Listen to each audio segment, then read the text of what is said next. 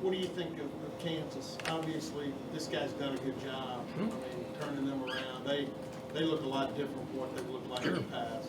Well, he's done well everywhere he's been. He's a good football coach, and I told you guys last year before we played them, I like their concepts, I like their schemes. They were in games and had something go wrong at the end, but could have won. They could have beat OU last year, right, at home. The quarterback, kid that's at USC, makes a play on 4th and 3 and scores. Or if they get him, he's down the backfield. They could have run the clock out and beat him last year. So they had progressed as they went on. Their quarterback's really active. They're doing a really good job throwing it, RPOing it, running it.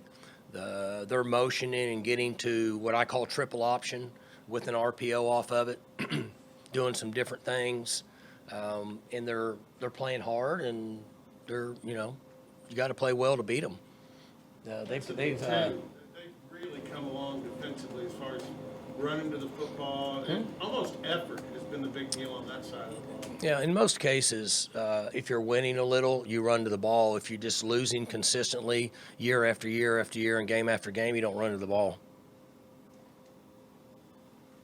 Coach, you're going to have there were questions about who would be the Kansas State starting quarterback, and there's still the opportunity that you don't exactly know who's going to be the KU starter.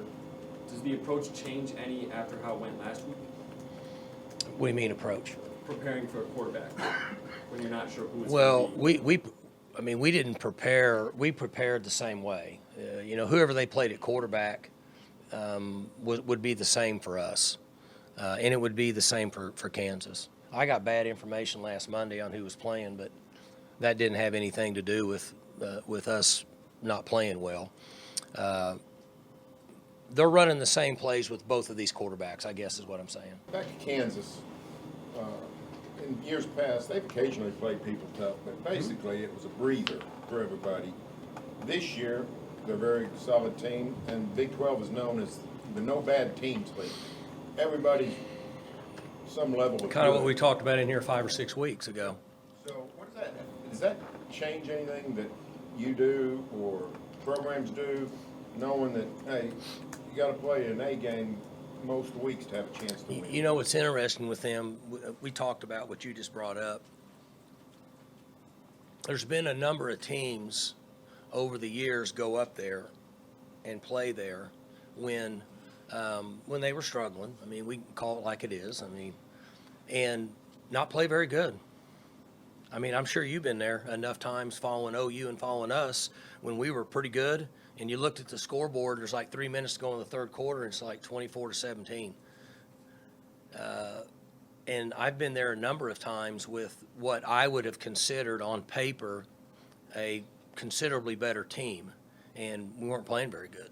One year, Tyreek had to return a kickoff to give us a lead, I think, or maybe it's tied. I don't remember, but then they played last year. They were making strides, in my opinion, and I thought they had really good schemes.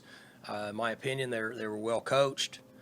They just couldn't turn the corner at certain cases, and then this year. We saw that carry over. The quarterback was making a lot of plays, running some counter triple option RPO stuff that's not easy to deal with. And the quarterback's willing to run and willing to get hit, so you have to defend him.